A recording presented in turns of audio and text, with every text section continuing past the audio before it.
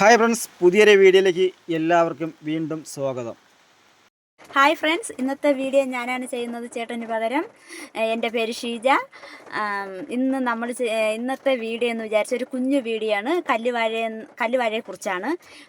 നമുക്ക് വീഡിയോയിലേക്ക് പോകാം. ആ നിൽക്കുന്നതാണ് കല്ലുവാഴ. നമുക്ക് ആ കല്ലുവാഴയുടെ മൂട്ടിലേക്ക് കയറാം. പക്ഷേ ആ പാറയാണ്. പാറയിൽ ശ്രദ്ധിച്ച് കയറിയില്ലെങ്കിൽ ചെറുവി താഴെ വീഴും. ഞാനും അമ്മയും കൂടെ പാറയിൽ വലിഞ്ഞു കയറി വാഴയുടെ മൂട്ടിൽ ചെന്നു. ഞാൻ ഇത്രയും അടുത്ത് ആദ്യമായിട്ടാണ് ഈ കല്ലുവാഴ കാണുന്നത്, ഈ കുലച്ച് നിൽക്കുന്നതും. പക്ഷേ എനിക്ക് തോന്നിയ പ്രത്യേകത എന്താണെന്ന് വിചാരിച്ചാൽ അതിൻ്റെ വാഴക്കൂമ്പ് അല്ലേ, താമര വിളർന്ന് നിൽക്കുന്നത് പോലെ കാണാൻ നല്ലൊരു ഭംഗി.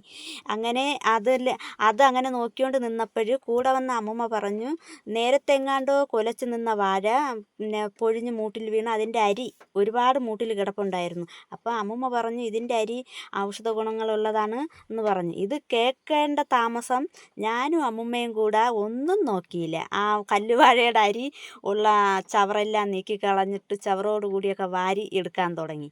ഈ സമയം കൊണ്ട് ചേട്ടൻ വീഡിയോ പിടിച്ചു. വീഡിയോ നല്ല ചൂടായിരുന്നു.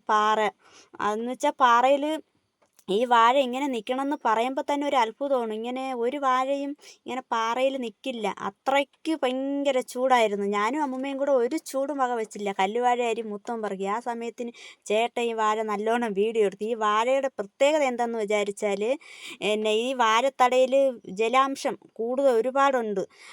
ആ വാഴ വെട്ടുമ്പോൾ തന്നെ അതിൽ നിന്ന് ഒരുപാട് വെള്ളം കിട്ടുമെന്നാണ് പറയുന്നത്. 2-3 പേർക്ക് കുടിക്കാമെന്നൊക്കെയാണ് പറയുന്നത്. ഞാൻ ഇതുവരെ കുടിച്ചിട്ടില്ല. അമ്മമ്മയും ചേട്ടനും കൂടെ പറഞ്ഞു കേട്ടതാണ്. അതുപോലെ തന്നെ ഈ സകല മണ്ണ് മതി, ഈ വാഴ വേരുറച്ച് അവിടെ നിന്നോളും.